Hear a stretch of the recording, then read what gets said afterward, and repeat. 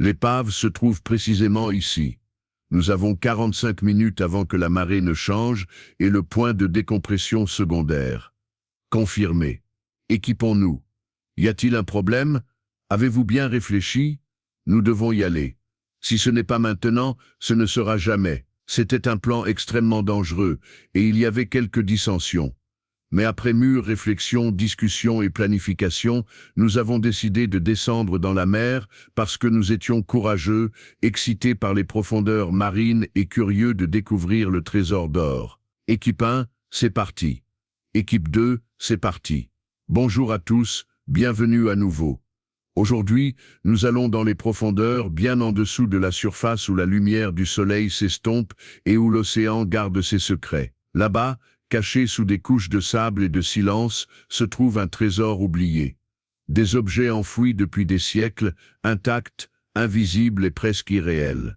Personne ne sait exactement ce que nous allons trouver, seulement que tout ce qui se trouve là-bas a une histoire que l'océan n'a jamais voulu restituer. Alors, respirez profondément, car nous allons plonger directement dans l'une des découvertes sous-marines les plus mystérieuses à ce jour. Nous commençons à nous approcher de notre destination, encore un petit peu. Attendons de voir ce que nous allons récolter aujourd'hui. Nous sommes enfin arrivés. Voyons voir ce que c'était. C'était incroyable. Un coffre rempli d'or recouvert de saleté. Regardez. Des pièces d'or. Un coffre, incroyable. C'est incroyable. Des pièces. Regardez celle-là. Enfin, waouh, une coupe en or. Incroyable. Poussez. Tirez la pierre. De l'or. Enfin, plus nous cherchions, plus nous trouvions d'or. C'était incroyable. Beaucoup de coffres au trésor trouvés. Ça doit être comme le paradis. Je me suis posé une question amusante. Est-ce le trésor des pirates qui est tombé? Regardez ça. Un coffre qui semble rempli de trésors. Incroyable. Waouh! Des pièces d'or. Regardez ça. Incroyable. Ce coffre contient enfin de l'or. Incroyable. Attention. Espace restreint, avancez lentement. Waouh! Regardez tout cet or. Incroyable. Et pour que ça reste intéressant, changeons un peu de sujet. Voici 10 histoires de trésors des profondeurs marines, de mystères réels, de légendes de pirates et de richesses perdues que l'océan a gardées cachées pendant des siècles. Croyez-moi, certaines d'entre elles sont incroyables. Au large de Santos, au Brésil, il y a une zone que les habitants appellent la bouche de l'enfer. Les pêcheurs évitent cet endroit. Les bateaux le contournent, les plongeurs jurent que le courant y est si fort qu'on dirait que quelque chose sous les vagues respire. Pendant des siècles, ce n'était rien de plus qu'un mythe océanique effrayant. Jusqu'à ce qu'une équipe de plongeurs professionnels tombe sur un galion portugais coupé en deux, gisant au fond de la mer comme une épine brisée. À première vue, cela ressemblait à un naufrage classique. Du bois pourri, des voiles déchirées, une carcasse de navire laissée à pourrir dans l'obscurité. Mais ils sont ensuite arrivés à la cale, tout le compartiment était parfaitement scellé, intact, préservé de l'eau, du temps et des voleurs. Lorsque les plongeurs l'ont ouvert, ils sont restés figés. À l'intérieur, des coffres empilés du sol au plafond étaient remplis de lingots d'argent pur, intacts, non pillés, comme si le navire avait coulé instantanément avant que quiconque n'ait pu réagir. Mais l'argent n'était pas la partie troublante. La partie troublante était les symboles carbonisés brûlés sur les poutres en bois autour de la cale au trésor. Des symboles ressemblant à des spirales, des yeux et des croix, des dessins inconnus des historiens modernes. Et gravée sur la plus grande poutre se trouvait une phrase effrayante en portugais archaïque. Aucune lumière ne reviendra.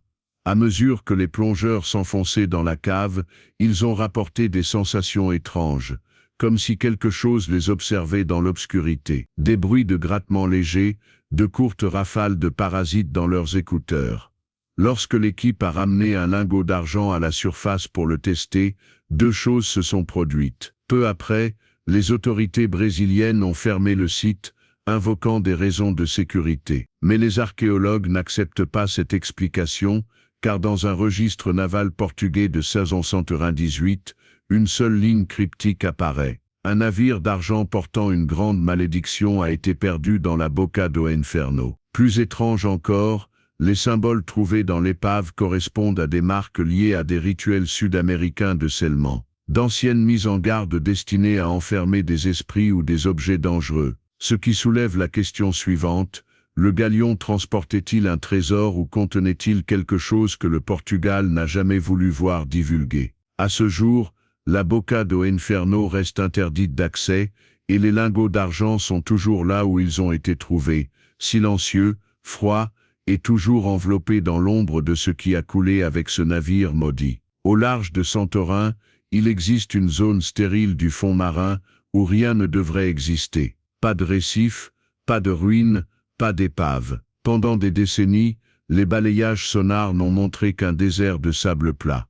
Jusqu'au jour où ce n'était plus le cas. Au cours d'une étude géologique, une ombre carrée est apparue sur le sonar, parfaitement symétrique, parfaitement alignée avec les points cardinaux. Les formations naturelles ne font pas cela. Une équipe de plongeurs a été envoyée sur place. Ce qu'ils ont découvert les a choqués. Un coffre en pierre massif en forme de cube, seul au fond de la mer. Aucune structure environnante, aucune ville effondrée, juste cette unique chambre sous-marine intacte depuis des milliers d'années. La paroi avant présentait une fissure suffisamment large pour qu'un plongeur puisse passer. À l'intérieur, la température a chuté instantanément, même avec des combinaisons de plongée. La pièce était entièrement sculptée dans un seul bloc de calcaire. Des dizaines d'étagères en pierre étaient alignées sur les murs, chacune contenant de petits objets dorés en forme de clé. Il y en avait des centaines, de différentes tailles, avec différentes gravures, des spirales, des vagues, des tridents, des étoiles. Plus ils exploraient, plus cela devenait étrange.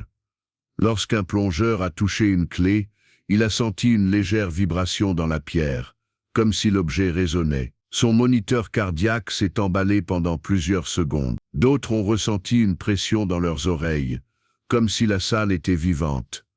Les clés dorées étaient trop avancées pour l'époque. Aucune corrosion, aucune tache, comme si elles résistaient à la mer elle-même. Les archéologues ont daté le site comme étant antérieur à la Grèce classique, bien avant les temples où les mythes s'écrivent. Cependant, les symboles gravés sur les clés correspondaient à des représentations primitives de Poséidon, dieu de la mer. Une chambre d'offrande secrète, un coffre cérémoniel ou quelque chose destiné à verrouiller ou déverrouiller une partie oubliée de leur mythologie.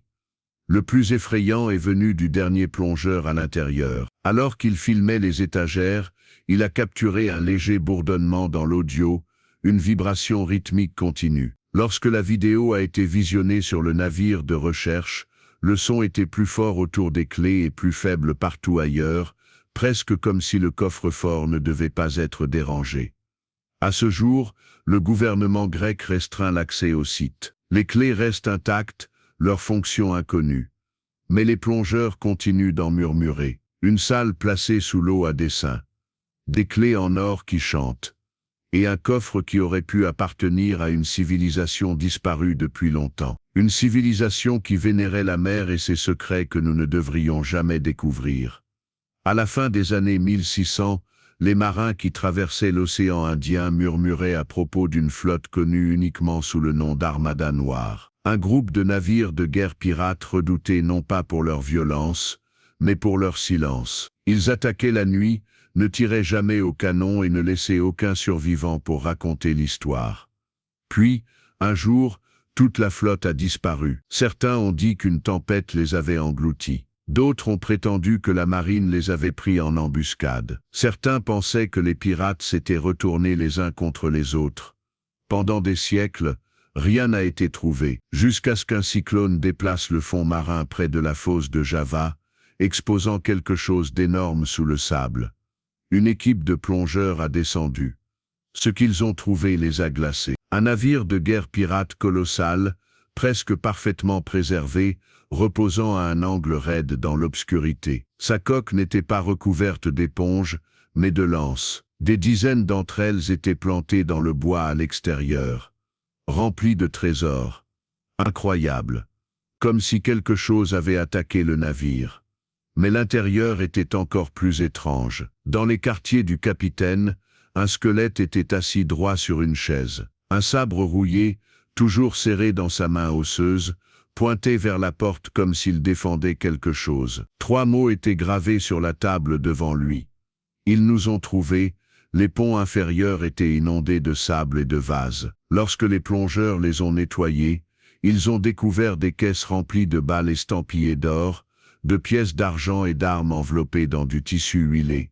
Tout intact. Mais la découverte la plus troublante se trouvait dans la cale. Les murs étaient noircis, brûlés, bien que le feu ne puisse pas brûler sous l'eau. Les traces de charbon formaient un motif circulaire autour d'un coffre métallique, fondu et fermé par la corrosion.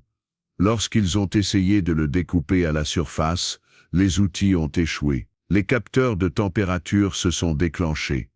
Le coffre émettait un léger bruit métallique que personne ne pouvait expliquer. À l'intérieur de l'épave, les plongeurs ont rapporté avoir entendu des bruits de coups, rythmiques, prévisibles, presque comme si quelqu'un frappait de l'intérieur du coffre métallique. Le site a été discrètement bouclé après cela. Aucune explication officielle n'a été donnée, mais parmi les communautés de plongeurs, la légende a pris de l'ampleur. La Armada Negra n'a pas été vaincue par la marine ou par une tempête. Il fuyait quelque chose d'assez puissant pour détruire toute une flotte. Et quoi qu'ils aient volé, quoi qu'il y ait dans ce coffre, c'est peut-être la raison pour laquelle la mer les a complètement engloutis. À la fin des années 1800, la couronne portugaise a secrètement transporté des bijoux royaux à travers l'Atlantique Sud. Aucun registre ne mentionnait l'itinéraire. Aucun registre de passagers ne mentionnait le navire d'escorte. Tout ce qui concernait ce voyage était classé secret. Et puis, quelque part entre Lisbonne et Rio de Janeiro, le navire a disparu. Il n'a pas coulé, il n'a pas brûlé, il s'est simplement évaporé. Pendant plus d'un siècle, les historiens ont débattu de l'existence même du navire. Mais en 2003, lors d'une exploration de routine des fonds marins, une équipe de recherche a fait une découverte incroyable. Une épave en bois effondrée, recouverte de coraux. Sa forme était à peine reconnaissable, à l'exception d'un seul indice gisant à l'intérieur de sa coque brisée. Une lueur, un éclair de lumière froide. Un plongeur a éclairé le sable et l'a vu. Un objet incrusté de pierres précieuses, à moitié enfoui au fond de la mer, brillant comme s'il n'avait pas sa place là. L'équipage l'a décrit comme trop propre, trop poli, trop parfait pour avoir passé 100 ans sous l'eau. Ils ont marqué l'emplacement et sont revenus avec de meilleurs outils. Mais lorsqu'ils sont redescendus, l'objet avait disparu. Pas de bijoux, pas de boîte, pas de fragments de métal, juste une marque carrée dans le sable et de fines ranures balayées comme si l'objet avait été traîné ou emporté. Quelqu'un ou quelque chose était arrivé avant eux. Lorsque l'équipe a visionné les images de la première plongée, l'objet brillait légèrement chaque fois que la lampe torche des plongeurs le balayait, comme s'il reflétait la lumière différemment des pierres précieuses ordinaires. Les experts ont suggéré qu'il pouvait s'agir d'une partie d'une broche ou d'un collier royal perdu avec la cargaison disparue. Mais il existe une théorie plus sombre. Dans les archives royales du XIXe siècle, une note à peine lisible fait référence à une relique maudite retirée de la collection publique de la couronne en raison de son influence dangereuse. La date correspond au voyage secret. Pourquoi transporter un tel objet en secret? Pourquoi le confier à un navire sans escorte militaire? Et surtout, comment a-t-il pu disparaître d'une épave scellée après être resté intact pendant un siècle? Les autorités maritimes restreignent désormais l'accès au site du naufrage, sans jamais donner de raison claire. Les plongeurs locaux affirment que des lumières étranges apparaissent là-bas la nuit, des flashs profonds sous les vagues, presque comme la lueur observée lors de la première découverte. Certains pensent que le joyau a été récupéré par quelqu'un qui savait exactement de quoi il s'agissait.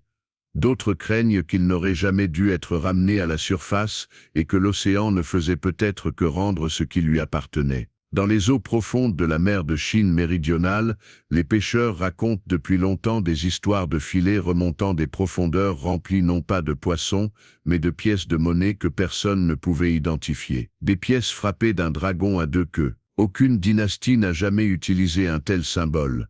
Il n'existait aucune trace de leur frappe, mais les pièces continuaient d'apparaître, toujours dans la même zone inexplorée. La plupart des gens ont considéré cela comme du folklore jusqu'en 2014, lorsqu'une tempête a mis à nu quelque chose d'énorme sous le fond marin. Le sonar a révélé les contours d'une structure en pierre enfouie, un bâtiment qu'aucune civilisation antique n'aurait dû atteindre. Des plongeurs ont descendu dans l'eau bleue trouble, suivant la forme jusqu'à ce qu'ils trouvent une entrée brisée partiellement engloutie par le corail. À l'intérieur, leurs lumières ont révélé une vision qui a laissé même les archéologues chevronnés sans voix. Une chambre rectangulaire en pierre remplie de milliers de pièces d'or, chacune arborant le même dragon à deux queues, empilées jusqu'à hauteur des genoux comme une rivière de métal gelé. Mais il ne s'agissait pas seulement de pièces de monnaie. Le long des murs se trouvaient des lames cérémonielles aux manches incurvées, leurs bords plaqués d'or et incrustés de pierres de jade décolorées. Les lames étaient disposées par paires, presque rituellement, pointant vers le centre de la pièce. Et au centre se trouvait un autel en pierre plate. Sculpté sur le dessus, un dragon à deux queues entrelacées, identique à celui de la pièce. Ses yeux étaient incrustés de perles qui brillaient encore malgré des siècles passés sous l'eau. Lorsque les plongeurs s'approchèrent, l'eau à l'intérieur de la chambre se mit à vibrer. Leurs appareils tremblèrent. Un plongeur rapporta un léger bourdonnement à basse fréquence, comme des chants provenant d'un endroit hors de portée de l'ouïe humaine. La nouvelle s'est rapidement répandue.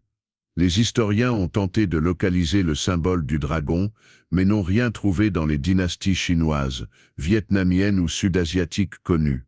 Un professeur a fait référence à une légende obscure du Fujian, l'empereur qui adorait un dragon interdit et a effacé sa propre dynastie. Une dynastie effacée de l'histoire signifie souvent une chose. Ses symboles ont été interdits, ses artefacts détruits et sa mémoire intentionnellement effacée. Ce qui soulève la question suivante, pourquoi une chambre remplie de trésors s'est-elle retrouvée au fond de la mer? Un tremblement de terre, la montée du niveau de la mer, un enfouissement forcé, ou bien la chambre a-t-elle été placée là délibérément, cachée pour protéger ou emprisonner ce que représentait le dragon à deux queues? Le plus troublant venait des pièces elles-mêmes. Des tests ont montré qu'elles avaient été purifiées bien au-delà des capacités métallurgiques de l'époque, comme si elles provenaient d'une civilisation qui avait maîtrisé des techniques que le reste du monde n'a jamais redécouvertes. Aujourd'hui, l'accès au site est fortement restreint, officiellement en raison de structures instables. Officieusement, les plongeurs disent autre chose. Ils disent que la chambre n'est pas vide. Ils disent que l'autel bourdonne plus fort lorsque quelqu'un s'en approche de trop près. Et ils disent que le dragon à deux queues garde encore le secret qui a poussé tout un royaume à se jeter à la mer. Au large de la côte de Gozo, sous des couches de falaises calcaires et d'eau bleu saphir, se trouve un réseau de grottes sous-marines connues seulement d'une poignée de plongeurs locaux. La plupart de ces grottes sont des espaces petits et étroits sculptés par des siècles de vagues. Mais une chambre est différente. Elle a été découverte par accident lorsqu'un plongeur a suivi un tunnel étroit qui semblait palpiter de courants froids. Le passage s'ouvrait sur une vaste grotte en forme de dôme, et ce qui se trouvait à l'intérieur a stupéfié toute la communauté archéologique. Un cercle parfait de casques romains en bronze disposés avec une précision méticuleuse, chacun tourné vers l'intérieur. Ils n'étaient pas éparpillés à la suite d'un naufrage. Ils n'avaient pas été renversés au hasard. Quelqu'un les avait placés là. Au centre du cercle se trouvait un coffre massif renforcé de fer, si ancien et corrodé que le métal avait fondu en formant des textures étranges et ondulées. Le coffre était scellé, verrouillé par une barre de fer qui aurait dû rouiller il y a des siècles, mais qui, d'une manière ou d'une autre, était restée intacte. Autour du coffre se trouvaient des lances à pointe d'or, des épées courtes et moussées par le temps, et des dizaines de pièces romaines frappées d'un emblème de légion que nul historien ne reconnaissait. Un éclair brisé en deux. Aucune légion de ce nom n'existe dans les archives romaines, du moins officiellement. Les caméras des plongeurs ont capturé des traces de brûlures noires sur le plafond de la grotte. Des traces qui ressemblaient à des dommages causés par le feu. Mais comment le feu aurait-il pu brûler dans une grotte qui était sous l'eau depuis plus de 1500 ans? Lorsque les archéologues ont analysé les pièces de monnaie, ils ont remarqué quelque chose d'effrayant. Le métal contenait des traces d'un alliage que les Romains n'auraient pas dû savoir produire à l'époque. Trop solide, trop raffiné. C'était comme si l'équipement trouvé dans la grotte appartenait à une unité militaire expérimentale, peut-être une unité que Rome avait tenté d'effacer de l'histoire. Le coffre lui-même semblait résister à toute tentative de l'ouvrir. Les coupeurs mécaniques se bloquaient. L'acide ne réagissait pas sur le fer. Tous les capteurs tombaient en panne lorsqu'ils étaient pointés directement vers la serrure. Un plongeur a rapporté avoir entendu un faible ronflement alors qu'il planait au-dessus du coffre, une vibration qui ne correspondait à aucune créature marine connue. La grotte a été fermée quelques semaines plus tard par le gouvernement maltais. L'explication officielle était le risque d'instabilité de la structure. Officieusement, les plongeurs murmurent des histoires différentes. Ils disent que les casques ont été placés là comme gardiens. Ils disent que le coffre contient quelque chose que Rome ne voulait pas que le monde découvre. Et certains pensent que la grotte n'aurait jamais dû être découverte. Un avant-poste oublié d'une légion qui n'a jamais officiellement existé. Une légion effacée. Un coffre scellé par le fer et la peur. Et un secret qui sommeille sous Malte attendant quelqu'un d'assez courageux ou assez fou pour l'ouvrir. Au large des côtes de Madagascar se trouve une région que les marins ont un jour appelée le couloir des navires disparus. Pendant des siècles, des bateaux ont disparu ici sans laisser de traces. Pas d'épave, pas de débris flottants, rien. Certains blâmaient les tempêtes, d'autres pointaient du doigt les pirates. Les pêcheurs locaux se contentaient de dire « l'océan emporte ceux qu'il choisit ». En 2019, une équipe de plongeurs en eau profonde explorant la zone a fait une découverte extraordinaire. Une traînée de débris menant à une fosse profonde, comme si un navire avait été entraîné sous l'eau au lieu de couler naturellement. Au bout de la traînée, ils ont découvert un squelette solitaire gisant au fond de la mer, entouré de coffres brisés et de fragments de pièces d'or. Mais ce squelette n'avait rien d'ordinaire. Il portait encore une ceinture de navigation plaquée or incrustée d'émeraudes, de perles et de symboles utilisés uniquement par les maîtres navigateurs du XVIIe siècle. Des individus chargés de routes maritimes secrètes perdues dans l'histoire. Une boussole en or, incroyablement bien conservée, était accrochée à la poitrine du squelette. L'aiguille pointait toujours vers le nord, mais lorsque les plongeurs s'approchèrent, elle se mit à tourner de manière incontrôlée, réagissant à quelque chose d'invisible dans la fosse. La découverte la plus choquante était gravée sur une plaque métallique attachée à la ceinture. Propriété du navigateur des vents orientaux. Ce titre appartenait à un marin légendaire, un cartographe connu pour avoir tracé des routes interdites à travers les eaux pirates, qui aurait disparu avec un énorme chargement de trésors il y a plus de 300 ans. La loi locale affirmait qu'il transportait des secrets trop précieux pour les rois et trop dangereux pour les pirates. Alors que les plongeurs exploraient la zone, ils ont trouvé des coffres brisés avec des rayures en forme de griffes différentes de tout outil ou arme utilisé dans l'histoire de l'humanité. Et sous certains des coffres se trouvaient des empreintes circulaires parfaites dans le sable, comme si des objets lourds avaient été déplacés récemment. Et ce bien qu'ils aient été sous l'eau pendant des siècles. Lors de la dernière plongée, un plongeur a filmé quelque chose d'effrayant. Une faible lueur provenant des profondeurs de la fosse, une douce lumière dorée scintillant comme une lanterne se déplaçant dans l'obscurité. Lorsque l'équipe a visionné ces images à la surface, la lueur n'était plus là, mais la boussole suspendue au cou du squelette se mettait à tourner violemment dès qu'elle était pointée vers la fosse. Les experts pensent que le squelette appartenait au navigateur doré lui-même. Mais personne ne peut expliquer le comportement étrange de la boussole, les marques sur les coffres ou les objets qui bougent sous le sable. Le site a depuis été fermé, qualifié de géologiquement instable. Mais les plongeurs murmurent encore que le trésor du navigateur n'a pas été dispersé. Il a été emporté et entraîné dans la fosse par quelque chose d'inconnu. Quelque chose que l'océan refuse toujours de révéler. Dans les eaux agitées au large de Kagoshima au Japon, les typhons remodèlent régulièrement les fonds marins. La plupart des années, le sable se déplace, les récifs bougent et rien d'inhabituel n'apparaît. Mais après une violente tempête en 2018, un balayage sonar a révélé quelque chose de caché juste en dessous. Un navire japonais coulé dans les années 1600, enfoui dans une symétrie parfaite sous des couches de corail et de sable volcanique. Le navire a été identifié comme un navire de transport reclus, du type utilisé non pas pour la guerre, mais pour transporter des objets que le daimyo voulait garder à l'abri des regards indiscrets. Les plongeurs s'attendaient à trouver des céramiques, des outils ou des pièces de monnaie. Au lieu de cela, ils ont découvert un site qui semblait avoir été mis en scène, comme si quelqu'un l'avait arrangé avant de couler le navire. 6 caisses en bois laqué, parfaitement conservées, leur surface recouverte d'une laque noire profonde et cramoisie, qui avait résisté à la corrosion de l'eau salée. Lorsque la première caisse a été ouverte sous l'eau, l'équipe s'est figée. À l'intérieur se trouvaient des rangées de poignards katana, finement décorés de feuilles d'or, de dragons en argent, d'incrustations de nacre et de garnitures en jade. Chaque poignard était un chef-d'œuvre, mais tous étaient dépourvus de lame. Pas d'acier, pas de fragments, seulement des poignards. La deuxième caisse contenait des plaques d'armure en feuilles d'or disposées en ensemble, comme si elles attendaient d'être assemblées. Les plaques portaient un blason que les historiens ne reconnaissaient pas. Un phénix avalant un soleil.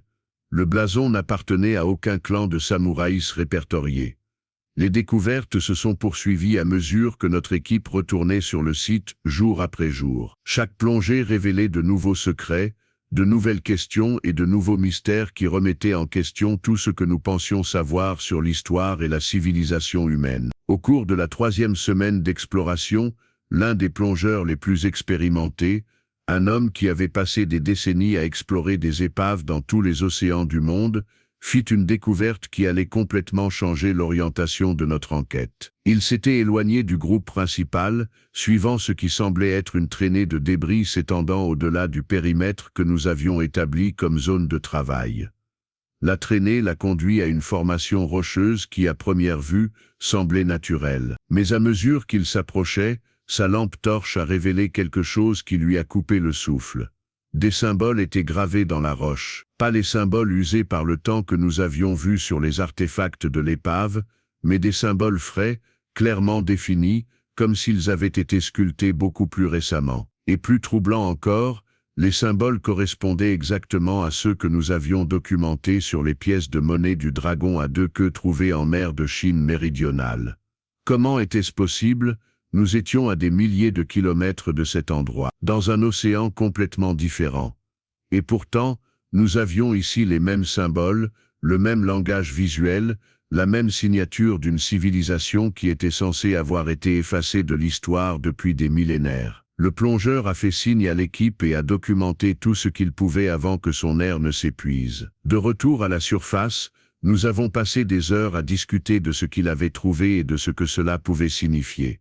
Certaines théories étaient banales. Peut-être que les symboles étaient suffisamment courants pour apparaître indépendamment dans différentes cultures. Peut-être y avait-il une explication archéologique simple qui nous échappait.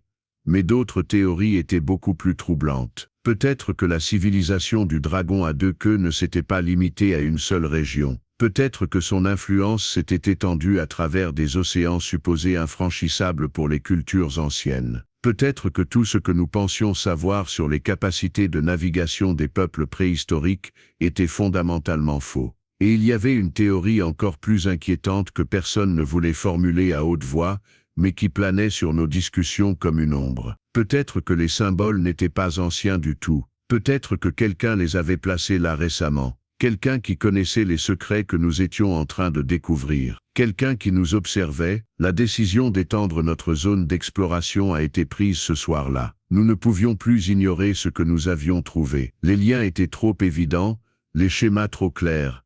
Il se passait quelque chose de plus grand, quelque chose qui transcendait un simple naufrage ou un simple trésor. Et que nous le voulions ou non, nous en faisions désormais partie. Les jours suivants ont été consacrés à cartographier la région autour de la formation rocheuse avec les symboles. Nous avons utilisé des sonars, des ROV et des plongées manuelles pour créer une image complète de ce qui se trouvait sous les vagues. Ce que nous avons trouvé était extraordinaire. Chacun de nous a vécu quelque chose de différent, mais aussi quelque chose de commun. Nous avons vu la civilisation qui avait créé la sphère. Nous avons vu ses villes et ses navires, ses conquêtes et ses échecs. Nous avons vu ce qui l'avait poussé à descendre dans les profondeurs, abandonnant la surface pour quelque chose que nous ne pouvions pas complètement comprendre. Et nous avons vu que nous n'étions pas seuls, que nous n'avions jamais été seuls, que sous les vagues, dans les endroits les plus sombres et les plus profonds, quelque chose attendait encore, quelque chose qui avait été laissé derrière, quelque chose qui gardait encore les secrets de ses créateurs. L'expérience a duré quelques secondes ou quelques heures, impossible à dire. Quand elle s'est terminée, nous flottions dans la chambre, désorientés et épuisés, nos réserves d'air dangereusement basses. La remontée fut précipitée et risquée, défiant les protocoles de décompression que nous suivions habituellement à la lettre. Mais nous n'avions pas le choix. Rester signifiait mourir. Lorsque nous avons finalement fait surface, le soleil se couchait, peignant le ciel de tons orange et rouge qui semblaient significatifs d'une manière que nous ne pouvions exprimer. Nous sommes restés silencieux pendant un long moment, chacun assimilant ce qu'il venait de vivre. Les mots semblaient inadéquats, insuffisants pour saisir l'ampleur de ce dont nous avions été témoins. L'un des plongeurs a finalement pris la parole. Il a dit qu'il avait vu le dragon à deux queues non pas comme un symbole, mais comme quelque chose de vivant. Quelque chose qui existait sur un plan qui n'était pas exactement physique, mais qui n'était pas non plus purement spirituel.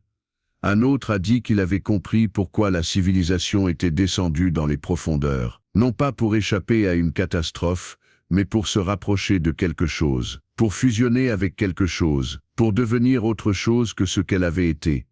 J'ai dit que j'avais vu l'avenir, pas un avenir spécifique, mais des possibilités, des chemins qui s'ouvraient en fonction des choix que nous ferions. Et dans beaucoup de ces chemins, l'humanité suivait les traces de ceux qui étaient venus avant, descendant dans les profondeurs à la recherche d'une transformation. Nous ne savions pas si nos visions étaient réelles ou des hallucinations induites par les gaz, la pression ou la peur. Nous ne savions pas si la sphère avait réellement communiqué avec nous ou si nous avions simplement projeté nos propres peurs et espoirs sur un objet inanimé. Ce que nous savions, c'est que nous avions changé, que quelque chose s'était éveillé en nous et ne pouvait plus être endormi, et que notre quête du trésor s'était transformée en quelque chose de bien plus grand et étrange que ce que nous aurions pu imaginer. L'or et les pierres précieuses que nous avions trouvées étaient toujours là, attendant d'être récupérés. Mais ils semblaient désormais insignifiants, presque sans importance comparés au véritable trésor que nous avions découvert. La connaissance. La connexion, un aperçu de quelque chose qui dépassait les limites de notre compréhension normale. C'était là le véritable trésor des profondeurs, et il nous avait choisis comme gardiens. Les semaines suivantes ont été consacrées à assimiler ce que nous avions vécu et à décider quoi faire de notre savoir. L'équipe était divisée. Certains voulaient tout révéler, partager nos découvertes avec le monde et laisser d'autres mener l'enquête. D'autres prônaient la prudence, inquiets des conséquences que pourrait avoir la révélation d'une chose aussi perturbante pour les conceptions établies de la réalité.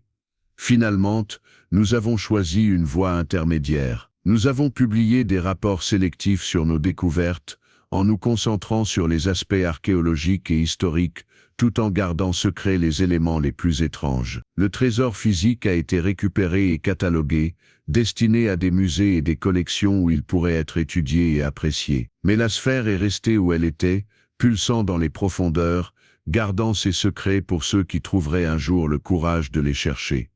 Nous sommes retournés sur place périodiquement, surveillant la structure et la sphère, documentant tout changement. Et parfois, dans les moments les plus calmes, lorsque nous étions seuls avec nos pensées et que la mer s'étendait à l'infini autour de nous, nous réfléchissions à ce que nous avions vu et à ce que cela signifiait. L'océan garde ses secrets, il les a toujours gardés. Mais à ceux qui osent descendre dans ses profondeurs, il offre un aperçu de vérité que peu peuvent imaginer. Des trésors d'or et d'argent, certes, mais aussi des trésors de connaissance, de compréhension, de connexion avec quelque chose de bien plus grand que nous-mêmes. Nous sommes des explorateurs, nous sommes des chercheurs, nous sommes les héritiers d'une histoire bien plus longue et étrange que nous ne l'aurions jamais imaginée. Et notre voyage continue. L'épave est juste ici. Nous avons 45 minutes avant que la marée ne change et le point de décompression secondaire. Confirmé. Équipons-nous. Équipe 1 c'est parti, équipe 2 c'est parti.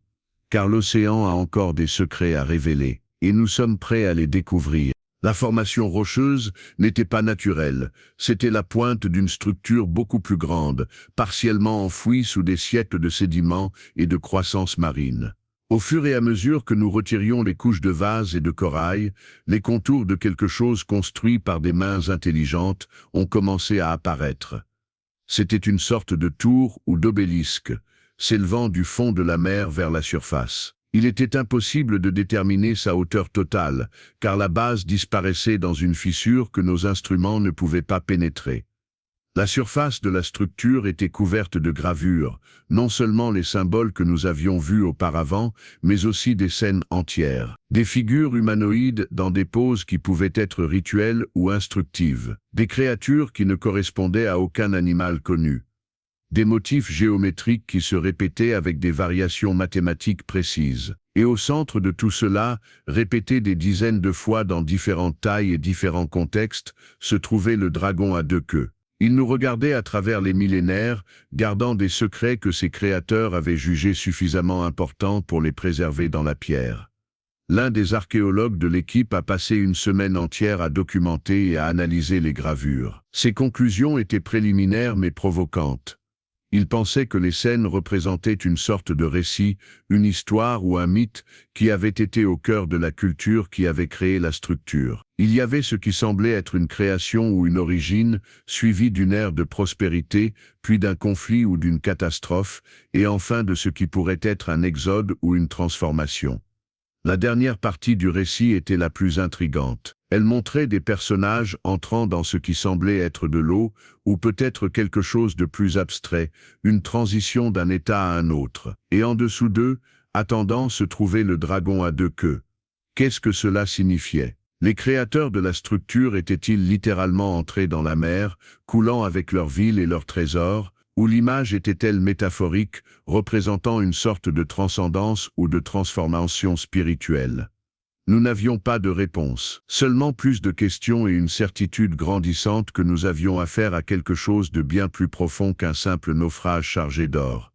La découverte suivante est venue d'une source inattendue. L'un des techniciens du sonar, en examinant les données des balayages précédents, a remarqué une anomalie qui avait été initialement écartée comme du bruit de fond. Il s'agissait d'un motif rythmique, une série d'impulsions régulières émanant d'un endroit situé sous la structure que nous avions découverte. Les impulsions étaient trop faibles pour être détectées directement, mais une fois les données filtrées et amplifiées, elles devenaient indubitables. Quelque chose émettait des signaux depuis les profondeurs. Quelque chose qui avait été actif pendant tout le temps où nous avions exploré la zone. Et quelque chose qui, comme le révéleraient des analyses ultérieures, suivait des modèles mathématiques qui ne pouvaient être naturels. La théorie qui en ressortait était presque impossible à accepter, mais les données ne laissaient aucune place à d'autres alternatives. Il y avait un dispositif ou un système de quelque nature que ce soit fonctionnant sous la structure. Quelque chose que ses créateurs avaient laissé derrière eux. Quelque chose qui fonctionnait encore après des millénaires d'immersion. La décision d'enquêter plus en profondeur fut controversée. Certains membres de l'équipe soutenaient que nous allions trop loin, que les risques étaient trop grands, que nous devrions informer les autorités et laisser des spécialistes plus qualifiés prendre le relais. D'autres, dont moi-même, pensaient que nous n'avions pas le choix. Nous étions allés trop loin pour faire demi-tour. Et il y avait ce sentiment difficile à exprimer mais impossible à ignorer, que cette découverte nous avait choisi autant que nous l'avions choisi. La plongée la plus profonde était prévue pour le lendemain matin. Seuls les 3 plongeurs les plus expérimentés y participeraient, équipés du meilleur matériel dont nous disposions et suivant des protocoles de sécurité rigoureux. Ce qu'ils trouveraient changerait tout. La descente fut lente et méthodique. Les lumières de nos lampes torches fendaient l'obscurité croissante tandis que nous suivions le côté de la structure vers la fissure à sa base. La pression augmentait à chaque mètre, nous rappelant les limites physiques que nous étions en train de défier. La fissure était plus large qu'elle ne semblait l'être sur les scans sonars. Assez large pour que nous puissions passer en file indienne, en prenant soin de ne pas endommager notre équipement sur les bords irréguliers. Au-delà de la fissure, l'espace s'ouvrait sur une chambre naturelle, formée par la rencontre de formations rocheuses qui avaient été modifiées et agrandies par des mains intelligentes. Les murs étaient couverts des mêmes symboles que nous avions vus partout, mais ici ils étaient plus denses, plus élaborés, comme si cette chambre revêtait une importance particulière. Au centre de la chambre, sur une plateforme surélevée en pierre polie, se trouvait la source des signaux que nous avions détectés. C'était une sphère, d'environ 1 mètre de diamètre, faite d'un matériau qui brillait de sa propre lumière. Pas intensément, mais avec une pulsation douce et constante qui battait au rythme des signaux que nous avions captés. Nous avons contourné la sphère en silence, documentant chaque angle, chaque détail. Sa surface était couverte de gravures si fines qu'elles étaient presque invisibles, des motifs à l'intérieur de motifs à l'intérieur de motifs, d'une complexité qui dépassait tout ce que nous avions vu auparavant. Et tandis que nous observions, la sphère a réagi à notre présence. Le battement a changé, il s'est légèrement accéléré, comme s'il répondait à des stimuli externes. Les gravures à sa surface semblaient bouger, se reconfigurer, même si cela pouvait être un effet d'optique ou le fruit d'une imagination débordante. L'un des plongeurs a tendu la main pour toucher la sphère. Les deux autres ont crié pour l'avertir, mais il était trop tard. Ses doigts gantés ont touché la surface brillante. Ce qui s'est passé ensuite est impossible à décrire avec précision. Il y a eu de la lumière, ou peut-être l'absence de lumière. Il y a eu du bruit, ou peut-être un silence absolu. Il y a eu une sensation de mouvement sans déplacement physique, de communication sans parole, et il y a eu des visions.